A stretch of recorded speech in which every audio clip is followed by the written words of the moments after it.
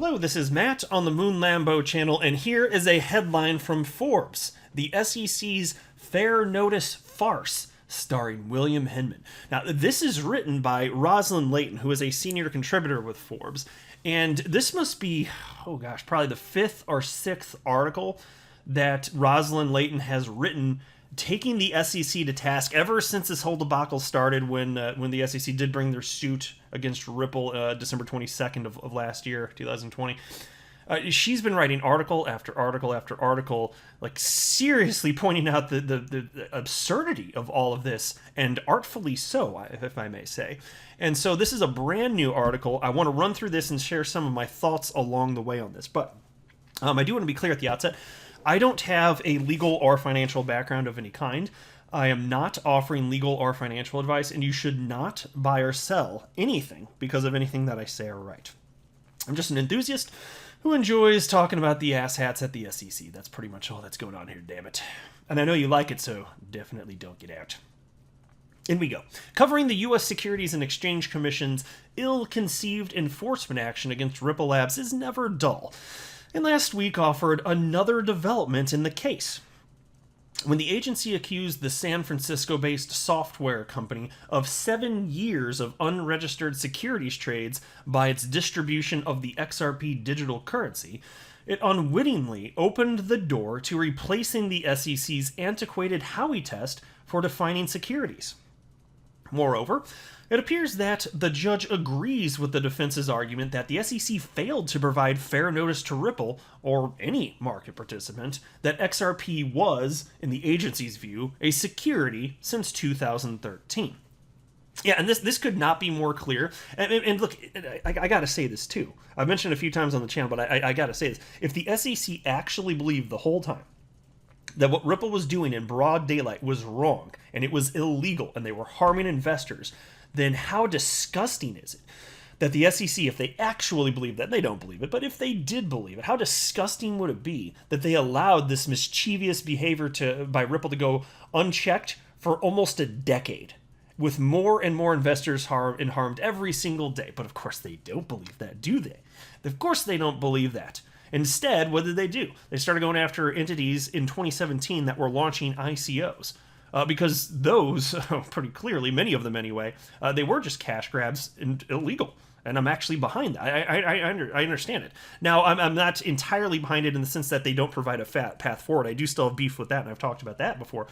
But it's much more clear that those ICOs launching in 2017 were a problem. So those were tackled immediately, but they didn't take on the behemoth case at that point in time. They just let Ripple continue to harm investors. That's what they'd say anyway, because they're harming investors. Now, of course, I don't believe that, but that's just reckless. Anyway, piece continues. Throughout the pretrial phase of the case, Ripple's legal team has demonstrated that the SEC denied fair notice, not just on XRP, but cryptocurrencies in general.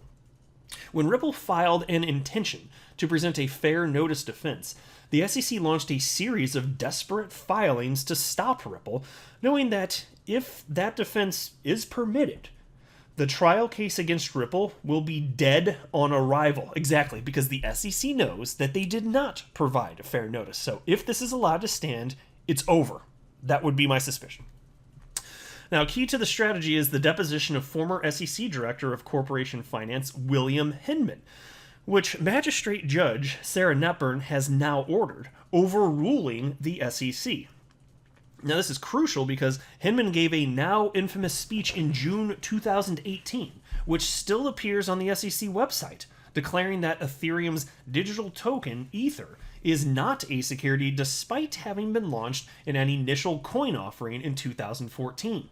The SEC disclaimed the speech, saying it reflected only Hinman's personal views and was not market guidance. Yeah, and so I've talked about that, especially yesterday. I talked about it probably in a couple of videos yesterday, frankly, because it was presented as though it was official decree from the SEC. Absolutely it was. And it created market confusion. I mean, because look, if it's not official decree from the SEC, well, the whole market, media outlets, obviously, end of the story after end of the story, SEC declares Ether not a security. That's what's being run with the mainstream media.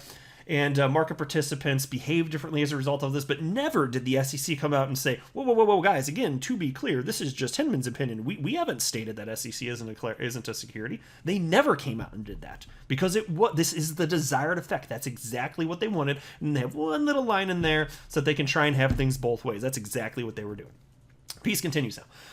Ripple has assiduously fought for evidence surrounding the preparation of the speech and Hinman's communications with market participants, especially those with financial interests in Ethereum. Now, under oath, Hinman could confess he realized his speech was interpreted as market guidance, including by the Ethereum Foundation and other interested parties he met with soon after the speech. Now, this would expose the arbitrary and capricious nature of how the SEC provides fair notice on cryptocurrencies and validate Ripple's fair notice defense.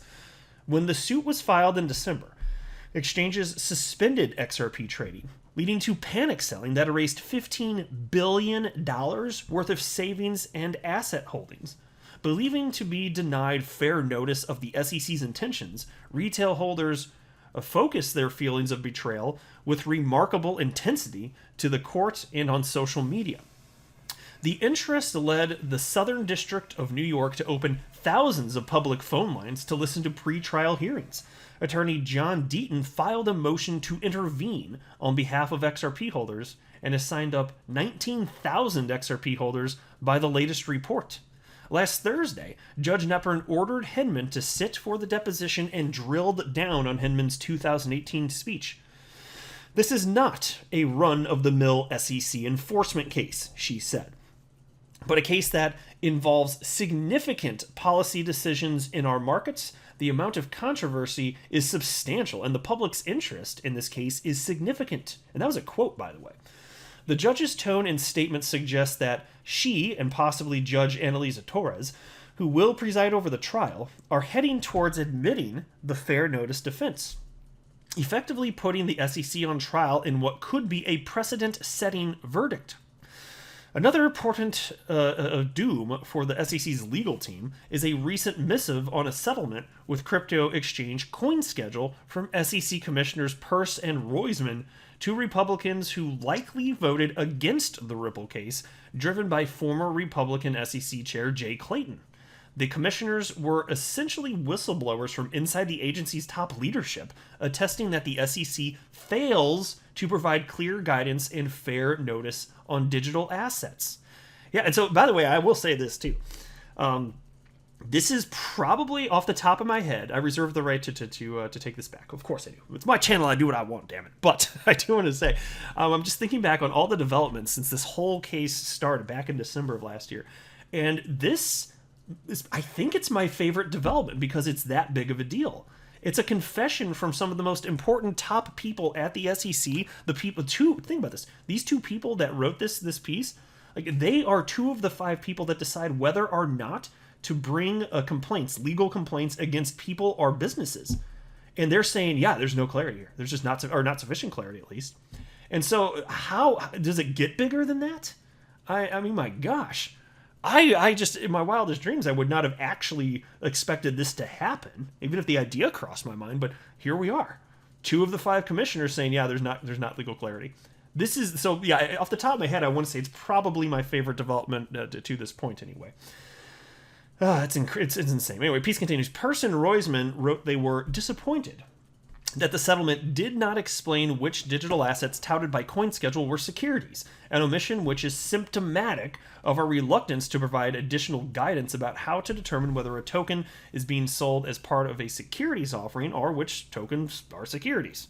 There is a decided lack of clarity for market participants around the application of the securities laws to digital assets and their trading, as is evidenced by the requests each of us receives for clarity and the consistent outreach to the commission staff for no action and other relief, they wrote.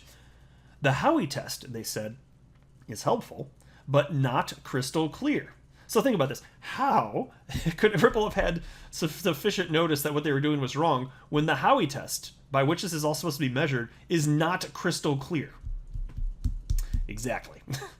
Market participants have difficulty getting a lawyer to sign off that something is not a securities offering or does not implicate the securities laws. They also cannot get a clear answer backed by a clear commission-level statement that something is a securities offering, the commissioners complained.